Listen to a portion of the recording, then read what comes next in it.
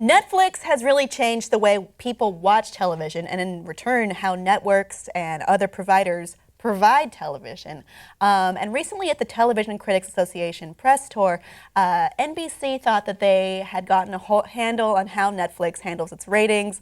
I did look up how they do it. I did not understand their methodology. It involved listening to soundtracks of television shows, and I'm not sure how you can derive those numbers from those specific demos.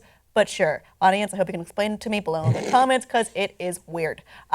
Basically, though, Netflix refuted NBC's claims that their shows were not as highly rated as they thought or people project, that they don't do as well as maybe NBC's The Voice or the show with James Spader and he has a hat. Blacklist. Yeah. And then they rated Jessica Jones. Thank you, Brett. I think that's great because it really is. That sounds like how they pitched it. We're just going to put James Spader in a hat and see what happens. There was no script for the pilot. That was it. It was just a hat.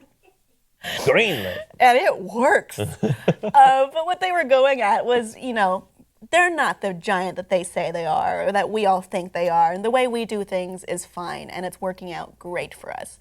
Netflix refuted that and said the data they were looking at wasn't really what they even use for their demos. It was more for advertising, which they don't do. So they said that's incorrect. There was a major burn from the Netflix camp saying, why would NBC use their TCA lunch slot with you guys to talk about our ratings? Maybe because it's more fun than talking about NBC ratings. Oh, burn. Yeah, good Lord. I think that just signals a fundamental misunderstanding of the future of television. I would also like to conjecture that the Nielsen ratings are not an accurate way of saying who's watching what, how many people, which demos, etc. But sure, we'll go with that. You're absolutely right. I've worked in television and online, and the online metrics are just They're messed up. I would say that online.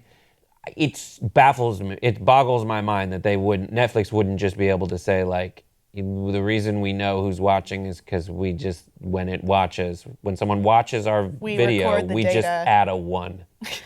And that's it. That's how it should work. And they got to know what I'm watching because it says previously watched by Brett and suggested viewership because we have put a profile together.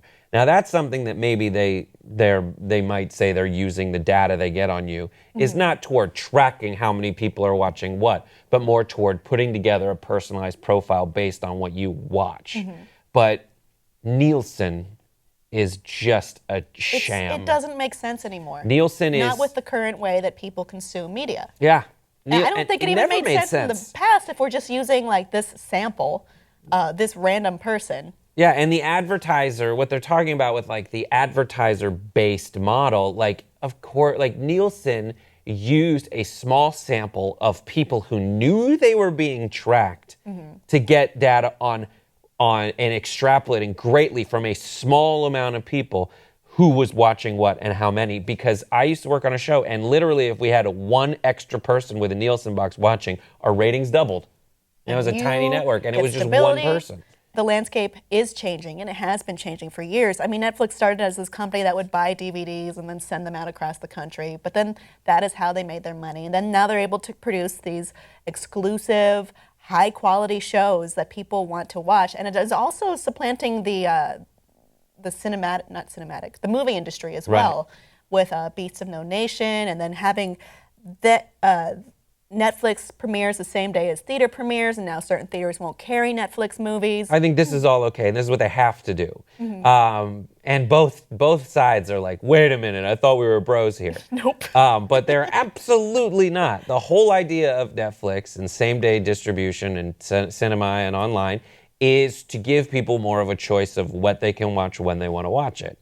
And the whole idea of staggered release, and it used to be a movie was out for 18 months, and then it took that long for the DVD to come out. And now it's 90 days, sometimes right away. 20 days, sometimes a week, and then it's out. It's certainly changing the landscape. I mean, it's starting to be, maybe I'll talk more about this later this week in depth, but people don't consume TV by the network anymore. Nobody cares if this comes from Fox or ABC or NBC. They just want to know if I can have this one program. And we have a more a la carte mindset now, as opposed to, oh, well, what does CBS have? What are the things that I get to watch? So it's great for the consumer because we have a lot more choices, options, times we can use, things that we can enjoy in different ways, such as binge watching. Right. But this is something that the industries need to adapt to. And Netflix is capitalizing this like crazy.